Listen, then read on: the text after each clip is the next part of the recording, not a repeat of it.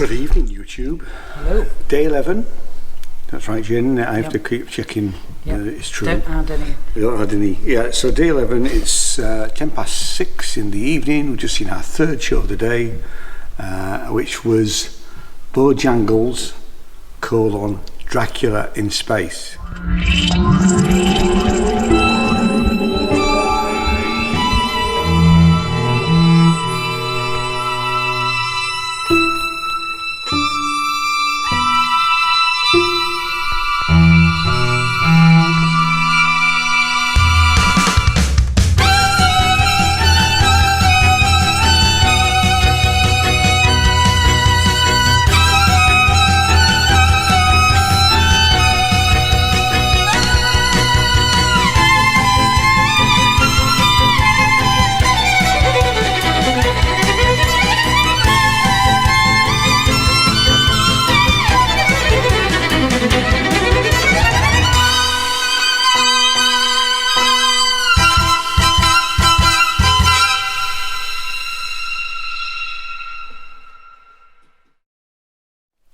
Now, it sounds like one of my sort of things, but it's not. It belongs to Jane Cole. I know, and I did say to somebody earlier today that if it had Dracula or Zombies in the title, and it definitely wasn't one of mine. Yeah. And I was made to eat my words because I have the proof Yeah. that I have a cross by it.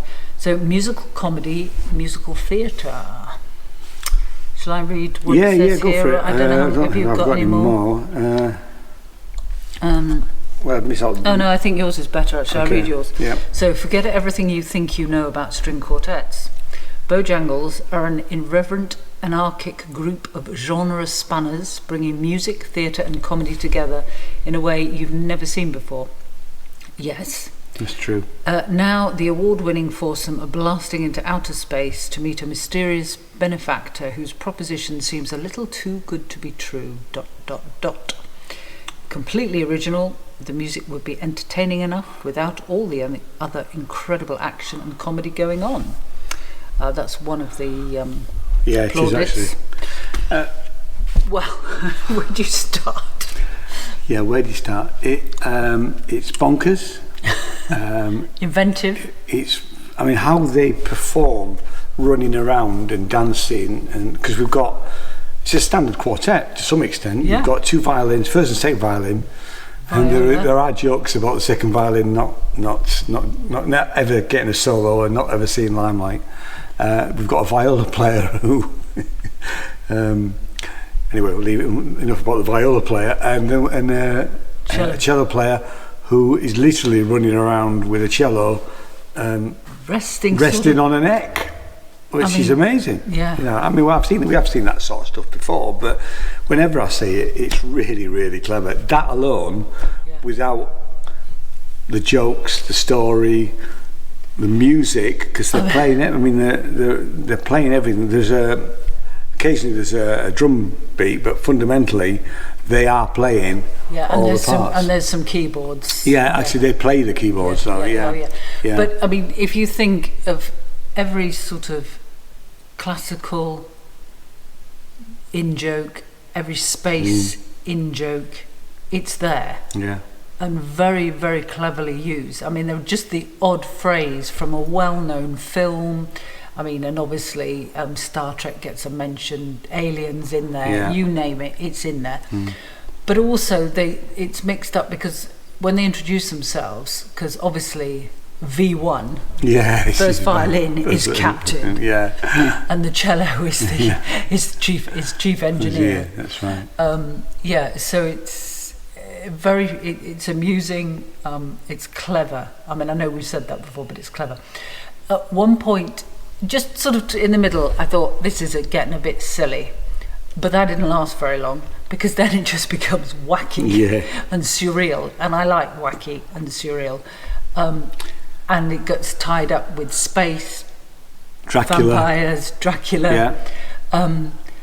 But there are some very creative images that they use. And can I just say, having seen, for anybody that watches all of our YouTube videos. If you do, thank you very much. Yes.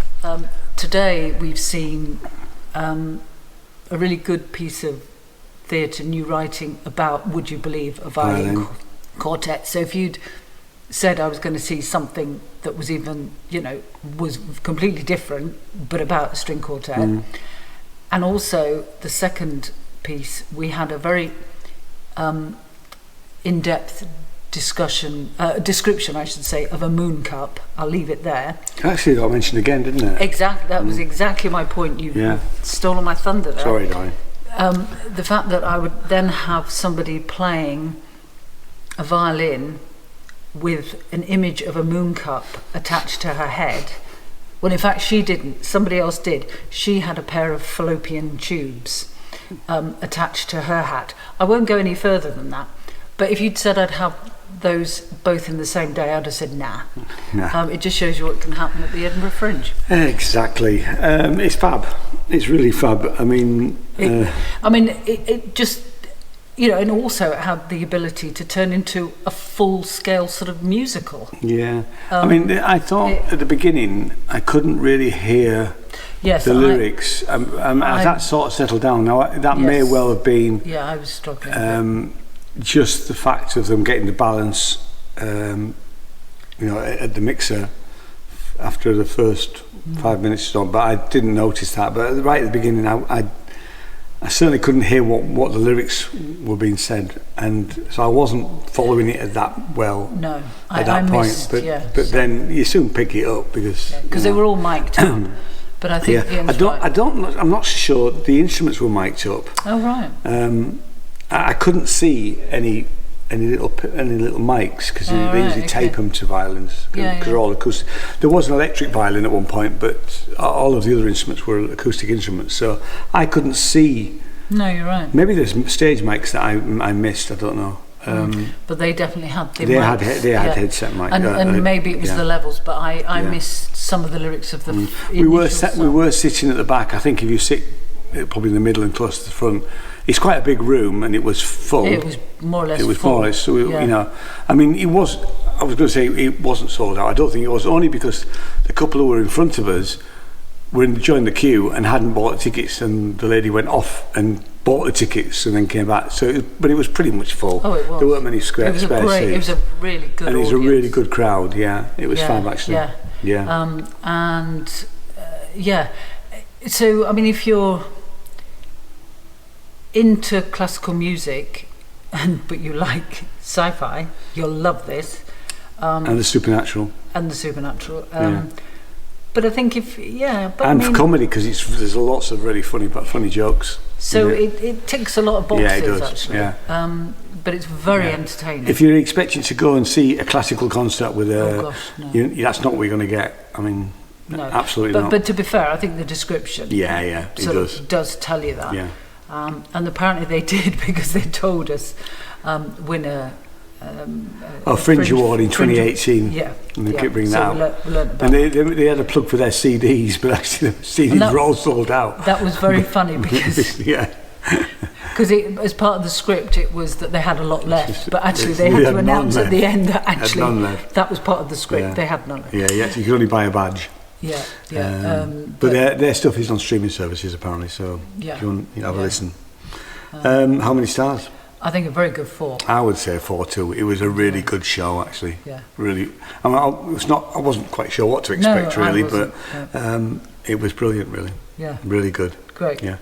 So thanks so much. We'll see. We've got one more show today, which is about 9:30ish. Yeah. We'll see you then. See you later. Cheers. Bye.